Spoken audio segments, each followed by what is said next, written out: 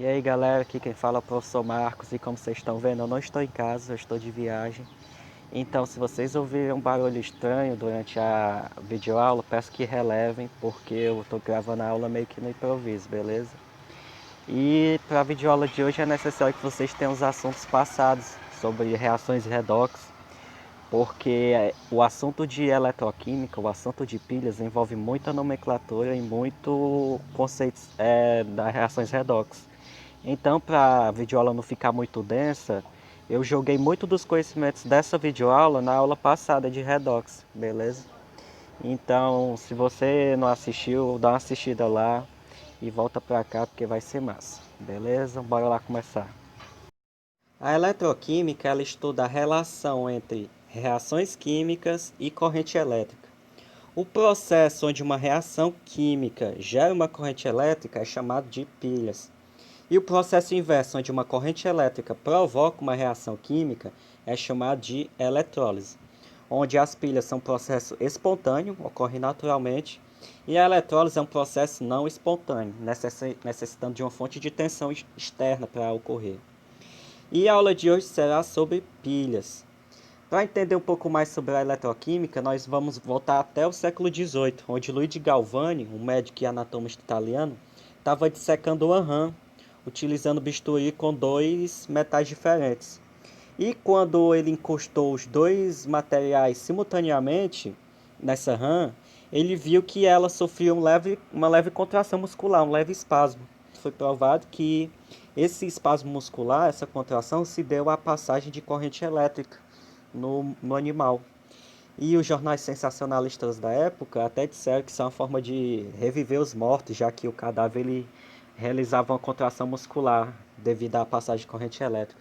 Isso serviu até de inspiração para a escrita do livro Frankenstein, ou Prometeu Moderno, da escritora Mary Shelley, onde o Frankenstein ele nasce através de uma descarga muito forte de corrente elétrica. Mas foi Alessandro Volta o responsável por criar a primeira pilha, que tem esse nome porque ela é feita de discos de metais empilhados entre si, por isso que é chamada de pilha. A pilha ou célula voltaica, que levou esse nome voltaica por causa de volta, ela é constituída como um disco de zinco, um disco de cobre, e entre esses discos tem um tecido embebido de uma solução eletrolítica, que é uma solução capaz de conduzir corrente elétrica. Essa solução era ácido sulfúrico, ok? E se você assistiu a aula passada, você viu que o zinco em contato com o cobre sofre oxidação, ou seja, ele perde elétrons para o cobre. E os elétrons fluem da placa de zinco até a placa de cobre. E assim nós conseguimos aproveitar a corrente elétrica a partir desse fluxo de elétrons, ok? E essa invenção de Volta rendeu ele muita notoriedade. Aqui nessa gravura nós temos ele mostrando a sua invenção a Napoleão Bonaparte. E que Volta, assim como a sua invenção, foi estampado na cédula da moeda italiana, ok? Para entender como funciona a pilha, nós recorremos ao modelo da pilha de Daniel, construída pelo inglês John Daniel. Ele dividiu a célula voltaica, ou a pilha, em duas semicélulas aqui, ó. Aqui de um lado nós temos essa placa de zinco, que nós chamamos eletrodo de zinco, e do outro lado nós temos a placa de cobre, chamada de eletrodo de cobre. E esses dois eletrodos, eles são imersos em uma solução de seus respectivos metais. Por exemplo, aqui na semicélula de zinco, ela é imersa em uma solução de sulfato de zinco, ou seja, dentro dessa solução vai ter íon zinco e íon sulfato. E aqui no eletrodo de cobre ele vai ser também imerso em uma solução de cobre. Aí aqui vai ter íons cobre e íon sulfato. Ligando essas duas semicélulas, além desse fio condutor, nós temos essa estrutura aqui de vidro chamada de ponte salina, que nós vamos falar dela mais adiante. E como o zinco em contato com o cobre ele sofre oxidação, ele perde elétrons, os elétrons fluem da placa de zinco até a placa de cobre, fazendo com que acenda essa lâmpada aqui, ok? E após algum tempo de funcionamento da pilha de Daniel, o que é notado? É notado uma corrosão, um desgaste da semicélula do eletrodo de zinco e é notado também uma eletrodeposição, ou seja, um aumento da massa do eletrodo de cobre. E vamos entender aqui como ocorreu cada um desses fenômenos. Do lado aqui do zinco, nós temos a seguinte semi-reação. Ó. O zinco sólido vira zinco iônico, perdendo 2 elétrons. Nessa semi-reação aqui, ó, o que é formado? É formado o zinco aquoso, ou seja, o zinco ele sai do estado sólido e vem para o estado aquoso, fazendo com que essa solução ela fique mais concentrada, porque eu vou ter mais íon zinco aqui na solução. Ok? E qual é o nome do processo que o zinco sofreu? Sofreu oxidação, ou seja, perdeu elétrons, porque o seu NOx está zero e aumentou de valor, ou seja, ele aumentou de valor e perdeu 2 elétrons sofrendo oxidação. Na parte da pilha, onde ocorre a oxidação, nós chamamos de ânodo. E o ânodo ele é o polo negativo dessa pilha, ok? Para decorar essa parte aqui, ó, oxidação ânodo. O ânodo começa com vogal e oxidação também começa com vogal. Aí é só se lembrar, vogal com vogal. Oxidação ocorre no ânodo, beleza? E na parte aqui do cobre. O cobre aqui, ó, ele recebe esses 2 elétrons que o zinco perdeu e vira cobre metálico, cobre sólido. Isso o que é que ocorreu?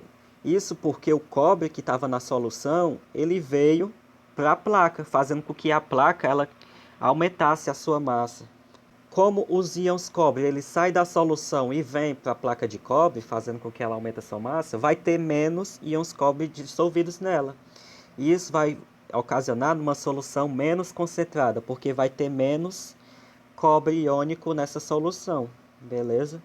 E qual o processo que o cobre sofreu? Ele sofreu redução, porque ele ganhou elétrons, seu NOx aqui está 2 mais e veio para 0. Ou seja, ele sofreu redução, seu NOx reduziu de valor. E no local da pilha, onde ocorre a redução, é chamado de cátodo. Para decorar, ó, redução começa com consoante e cátodo também começa com consoante. Então, cátodo é onde ocorre a redução. E o cátodo ele é nada mais nada menos que o polo positivo da pilha, beleza? E por que o polo positivo? O elétron ele tem carga negativa. Aí negativo com positivo se atrai. E o elétron está saindo da placa de zinco e está sendo atraindo até a parte positiva, que o que é? Que é o eletrodo de cobre. E negativo com negativo se repelem. Aí o elétron está se repelindo aqui do polo negativo indo para a parte positiva, beleza? Aula passada nós vimos essas 2 semi-reações aqui, ó. Lá foi mais bem explicado. E se a gente somar essas 2 semi-reações, nós vamos ter essa equação global aqui, ó, que é a equação global da pilha. Contudo, tem uma forma também de representar a equação global de uma pilha, que é dessa seguinte forma. De um lado aqui nós temos a semi-reação que ocorre no ânodo, que o que é? Que é o zinco metálico virando zinco iônico, sofrendo oxidação. E do outro lado nós temos a representação do cátodo, que o que é? Que é o cobre iônico, cobre 2+, virando cobre sólido, beleza? Agora vamos falar da ponte salina. A ponte salina ela serve para manter a eletroneutralidade do meio, ou seja, o número de cargas positivas, ou seja, o número de cátions tem que ser igual ao número de cargas negativas, igual ao número de ânions. Ela é esse tubo aqui, ó, em formato de U, tubo de vidro. E aqui, ó, nas extremidades nós temos algodão ou lã de vidro. Esse algodão ele serve só para fazer a passagem dos cátions e do ânion, do sal da ponte salina. Ponte salina tem esse nome porque ela é preenchida com uma solução salina, que aqui nesse caso é o sulfato de potássio, beleza? Aí como é que funciona a ponte salina? Olhando aqui para o eletrodo de zinco, o zinco ele sofre oxidação, ou seja, ele libera íon zinco para o meio. O íon zinco é um cátion, é carga positiva. Aqui desse lado nós temos uma carga negativa, outra carga positiva e outra carga positiva, ou seja, está faltando uma carga negativa para equilibrar esse zinco que veio para a solução. E aí o que é que funciona? A ponte salina entra como? O sulfato, que é a parte negativa, o ânion da ponte salina, ele vem para a solução, para não deixar o zinco aqui ele ficar sozinho, ok? E aqui no eletrodo de cobre, o cobre ele sofre redução, ou seja, o cobre que está aqui na fase iônica, na fase aquosa, ele vai para a placa. E esse sulfato ele fica sozinho aqui, ó, sem ninguém para contrabalancear a carga dele. Aí vem o potássio, o cátion da ponte salina, a partícula positiva, e vem para a solução para manter o balanço de carga, ok? A ponte salina, a pilha de Daniell, ela também pode ser representada dessa forma, ó, que não tem o tubo de U, separando as duas semicélulas. Nós temos uma membrana semipermeável. Essa membrana semipermeável, ela permite a passagem apenas do soluto, apenas dos íons. Ela não permite a passagem do solvente. De um lado é formado zinco em solução. O sulfato, que está lá do outro lado, ele vem para essa solução aqui, para não deixar o zinco sozinho, entendeu? O zinco que foi formado aqui. E de um lado aqui, desse lado aqui, ó, o cobre ele vai para a placa e o sulfato ele fica sozinho na solução. Aí vem o zinco que já estava lá do outro lado e passa para cá para não deixar o sulfato sozinho. Beleza? Ficou claro? Agora nós vamos entender como é que se dá o processo de oxidação e como é que se dá o processo de redução. Por exemplo, aula passada nós vimos uma espécie, tem hora que ela perde elétron e tem hora que ela ganha elétrons. O que é que determina isso? É o potencial padrão da célula. O potencial padrão ele é medido através de um referencial, que é o eletrodo padrão de hidrogênio, que é o EPH. E como é que funciona? Esse eletrodo padrão de hidrogênio, ele vai ter aqui gás hidrogênio, nas condições padrão de temperatura e pressão. Vai ser ligado a um fio de platina e a uma placa de platina. Platina ela é um metal inerte. O metal inerte ele não reage, ele não sofre reação química, ele só conduz os elétrons. E na solução nós temos a solução padrão de ácido sulfúrico, 1 mol por litro. E a semi-reação que ocorre é essa aqui, ó. Hidrogênio, os 2H+, 2 mols de hidrogênio do ácido, recebem 2 elétrons virando o hidrogênio gasoso, ok? E como ele é o nosso padrão, ele é o referencial, ele possui o total de 0 volts. Aí como é que funciona? Aqui ó, foi ligado um metal de zinco ligado ao eletrodo padrão de hidrogênio. Foi formada uma pilha disso aqui, ó. Ali da voltagem dessa pilha, que deu um total de 0,76 volts. Essa voltagem indica a força de que os elétrons fluem de um lugar para outro, assim, de grosso modo falando. Aí aqui, os elétrons eles fluem do eletrodo de zinco até o eletrodo de hidrogênio, fazendo com que seja formado gás hidrogênio. Aqui a semi-reação do zinco sofrendo oxidação e do hidrogênio sofrendo redução. Somando aqui essas duas semi-reações, nós podemos cancelar elétron com elétron e nós vamos ter a equação global, ok? E como é que é calculado? Como é que a gente faz para calcular a voltagem de uma pilha? O potencial de uma pilha, que é esse ΔE aqui, ó, vai ser o potencial do cátodo menos o potencial do ânodo. Ou seja, o potencial da pilha que foi lido foi 0,76 volts. O potencial do cátodo, que foi nesse caso foi o eletrodo padrão de hidrogênio, é 0 volts, porque ele é nosso padrão. Ele é adotado como sendo 0 volts. E o potencial do ânodo, que nesse caso é o zinco, que nós queremos determinar ele, ok? E aí nós vamos ter que o potencial do ânodo vai ser igual a 0,76 volts. Ou seja, esse aqui é o potencial de redução do ânodo, ou seja, quem é o ânodo? É o zinco. Esse valor aqui, ele diz a força que o zinco tem de receber 2 elétrons. Você vê aqui ó, que a força do zinco ele é negativa, ou seja, o zinco ele recebe 2 elétrons muito dificilmente, entendeu? Então, o potencial de redução ele serve para isso, ele serve para nos dizer qual a força que um elemento tem de receber elétrons, ok? Aí, através disso, nós podemos construir tabelas como essa, que mostra a força, o potencial padrão de vários elementos. Olha o lítio. Para o lítio receber um elétron, o potencial dele é menos 3,05, ou seja, muito baixo. E o fluoreto, para ele receber 2 elétrons, é mais 2,87, ou seja, muito alto. O fluoreto ele ganha 2 elétrons muito facilmente, enquanto que o lítio ele ganha um elétron muito dificilmente. Beleza? Agora nós vamos falar sobre a voltagem das pilhas. Várias pilhas elas têm voltagem diferentes, como a pilha alcalina, a bateria de um carro, a pilha do nosso celular e do nosso notebook. São todas pilhas, mas todas com voltagens diferentes. E como é que calcula a voltagem de uma pilha?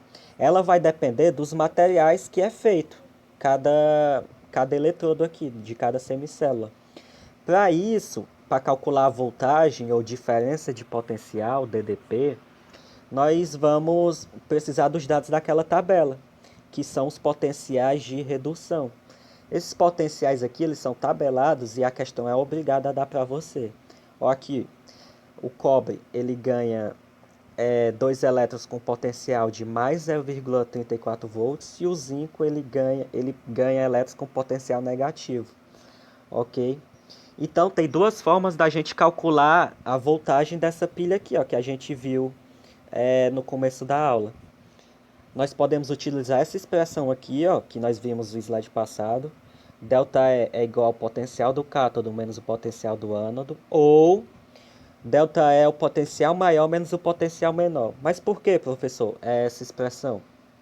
Porque o cátodo ele vai ser sempre o potencial maior, ok? Ele vai ser sempre o potencial maior. E o ânodo vai ser sempre o potencial menor. Porque o cátodo ele não sofre redução, ele não ganha 2 elétrons. Ou seja, se ele estiver na frente de uma espécie que tem um potencial menor, quem vai ganhar os elétrons vai ser ele, em vez desse que tem um potencial menor. Beleza? Agora a gente vai substituir nessa expressão aqui, ó. A voltagem da pilha vai ser o quê? Qual o potencial do cátodo? Mais 0,34 volts, menos o potencial menor, o potencial do ânodo, quanto é? Menos 0,76. Ó, tem sempre ter cuidado com esses sinais aqui, ó. Menos com menos vai dar mais. Então o potencial dessa pilha vai ser 1,10 volts. Esse é um método de calcular o potencial de uma pilha. Aí nós temos também um outro método, que é através da equação global. Ó, aqui nós temos as duas semi-reações e nós vamos inverter aquele que tem o menor valor. Quem é que tem o menor valor? O zinco. Então nós invertemos eles. Ao inverter, a gente repete o cobre do mesmo jeito e inverte o zinco. Ao inverter a semi-reação do zinco, porque ele tem o menor valor, nós invertemos também o sinal. Aqui está negativo, aqui fica positivo. Pronto. A partir daí nós podemos somar. Ao somar isso, nós temos elétron de um lado da seta e elétron depois da seta, nós podemos cancelar esses dois elétrons aqui, beleza? E nós temos a equação global. A partir da equação global, nós podemos somar esses valores aqui. Ó. A gente soma as duas semi-reações, nós podemos somar esses dois valores, que vai dar igual a 1,10 volts, beleza? Ó, gente, importante. Se você for calcular o potencial dessa forma, você não pode mexer nas semi-reações, tá bom? Porque aqui, ó, quem vai ser o potencial maior? Vai ser o cobre. E quem vai ser o potencial menor? Vai ser o zinco. Se você mexer nessas semi-reações, o potencial vai mudar, ó. Aqui o potencial maior já vai ser o do zinco. Agora vamos fazer esse exercício aqui para fixar. Aqui é uma pilha formada entre magnésio e prata. E nós vamos determinar a voltagem, a equação global, a notação simplificada e quem vai ser o cátodo e o ânodo dessa pilha aqui. Aqui já está escrito, mas vocês ignorem, beleza? Para fazer isso, nós precisamos dos dados. A questão ela é obrigada a dar os dados, que são os potenciais de redução dos dois metais, dos dois componentes dessa pilha. Potencial de redução do magnésio e potencial de redução da prata. Beleza? Ao fazer isso, para calcular a voltagem, como a gente quer a equação global também, nós não vamos utilizar aquela expressão do ΔE, ok? Nós vamos primeiro achar a equação global dessa pilha e calcular o potencial dela a partir desses valores aqui. Para fazer isso, como é que nós fazemos? Precisamos balancear o número de elétrons aqui, ó. Aqui a prata só recebe um elétron e aqui o magnésio ele doa 2 elétrons. Para fazer isso, nós multiplicamos essa semi-reação de baixo por 2. Aí nós repetimos a de cima e embaixo divide por 2. E atenção, ao multiplicar esse valor aqui por 2, o valor de ΔL continua o mesmo, porque ele é uma propriedade intensiva, ou seja, ele não depende do tamanho do sistema. Eu posso ter 4, 8, 10, 12 mols de prata, como elas vão ter mesmo potencial, beleza? Pronto, o número de elétrons está igualado. Agora nós vamos ter que inverter umas dessas equações aqui, ó. Nós vamos inverter aquela que tem o menor valor. Quem é que tem o menor valor? O magnésio. Então inverte a semi-reação do magnésio. Ao fazer isso, nós vamos ter o magnésio, a semi-reação invertida. Nós temos magnésio sólido virando magnésio iônico mais 2 elétrons. E o sinal do potencial ele vai ser invertido também, ok? E na prata, a prata a gente mantém. Pronto, aqui nós temos as duas semi-reações. Ao fazer isso, nós podemos passar a régua e somar. Ao somar, cancela elétron com elétron. Vamos ter aqui, ó, a equação global da pilha, que nós já vamos ter a equação global. E para calcular a voltagem é só somar esses dois valores, que vai ser igual a 3,16 volts. Beleza? Então nós temos a voltagem. E a notação simplificada, como é que vai ser aqui, ó? Ó, aqui nós vamos ter magnésio sólido, ele vai ser o ânodo. Por que ele vai ser o ânodo? Porque ele está sofrendo oxidação. Virando o quê? Virando magnésio 2+. Então tá aqui a primeira parte da notação simplificada. E o cátodo quem vai ser? Vai ser a prata. Ela vai ser o cátodo por quê? Porque ela está sofrendo processo de redução. E vai virar prata sólida, beleza? E tá aqui a outra parte da nossa notação simplificada. Uma outra pilha bastante interessante é a pilha de combustível, que ela tem esse nome porque ela utiliza os gases hidrogênio e os gases oxigênio. E a equação global dela é semelhante à reação de combustão desse gás. Então, no ânodo, o que é que vai ocorrer? O gás hidrogênio sofrendo oxidação, aqui ele está 0 e vem para -1 aqui na água. Aí o gás hidrogênio ele vem e entra em contato com a pasta de hidróxido de sódio aqui, e sofre oxidação. E no cátodo, que vai ser o gás oxigênio, ele vai entrar em contato com a água e receber 4 elétrons do hidrogênio e sofrer o processo de redução, saindo de 0 aqui para -2 aqui no hidróxido. Ao somar essas duas semi-reações, nós vamos ter o quê? Vamos cancelar elétron com elétron. Essas duas águas que está aqui vai se cancelar com as 4 águas daqui, gerando 2 mols de água. Então a equação global dessa pilha como é? 2 mols de hidrogênio mais 2 mols de oxigênio, formando água líquida.